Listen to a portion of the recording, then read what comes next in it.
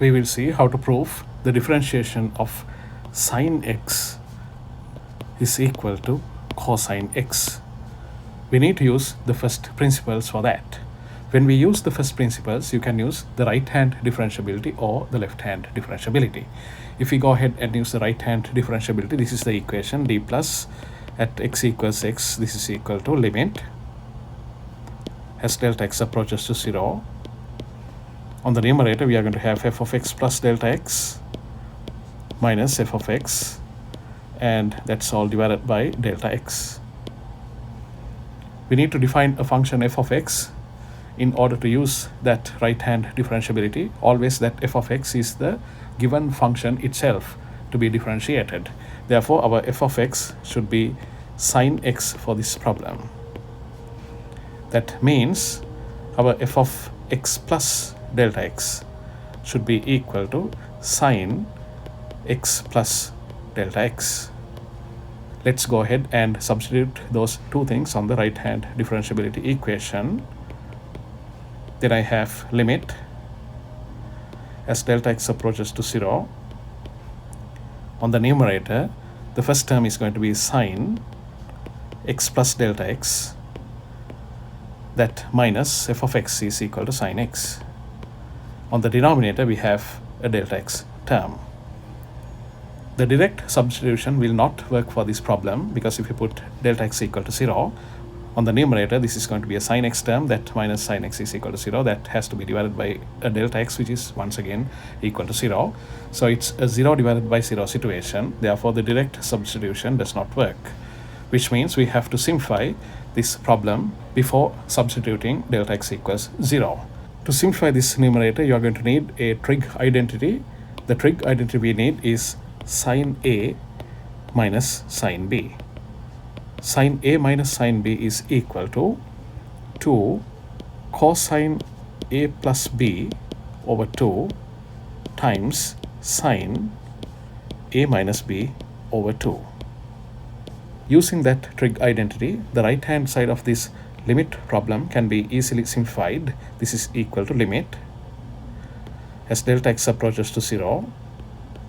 On the numerator, please note that when you apply this identity to simplify this numerator, your A is equal to x plus delta x. Your B is equal to x.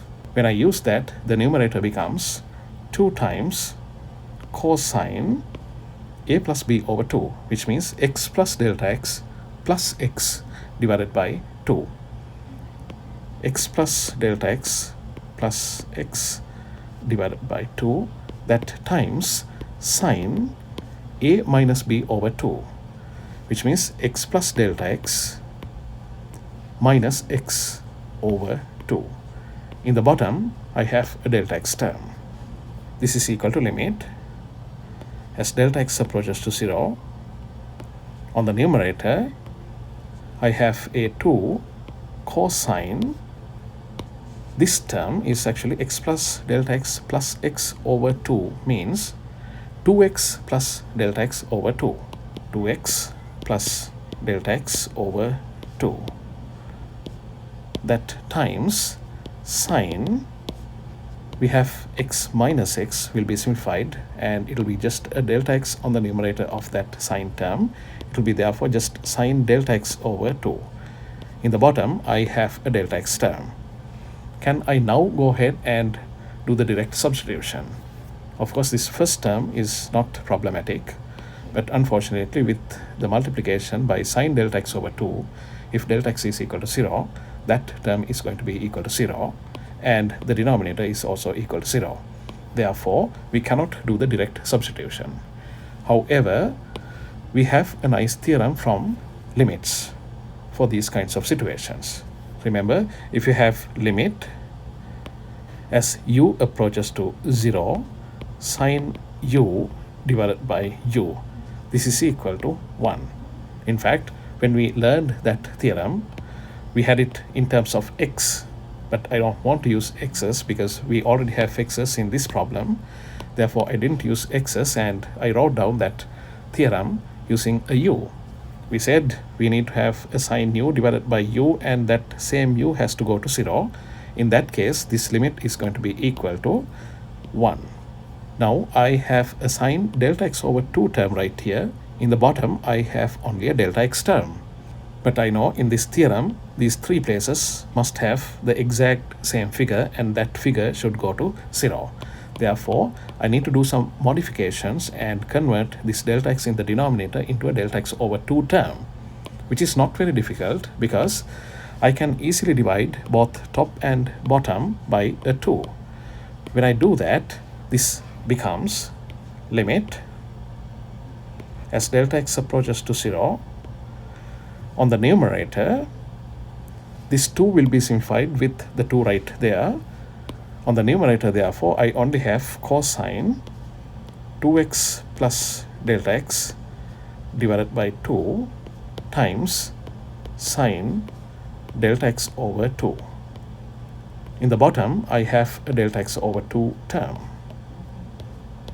Now, what you have to understand is, if delta x approaches to 0, we know that delta x over 2 should also be approaching 0.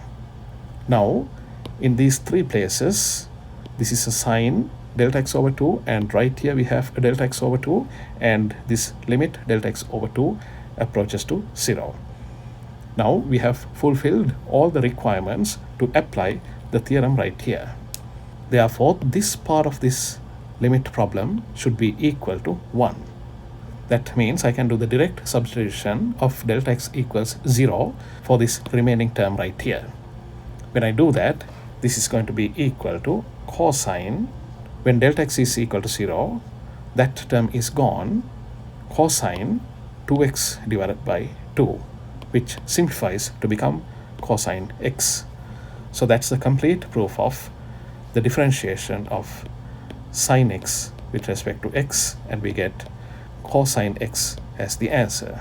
Of course, to prove this result, we must use the first principles. In fact, that problem is given in the homework, asking you to use the first principles and establish this result. This is a very important result, and you have to remember it always. It's not only for calculus classes, even for many other classes such as physics, statics, dynamics, this result will often be used.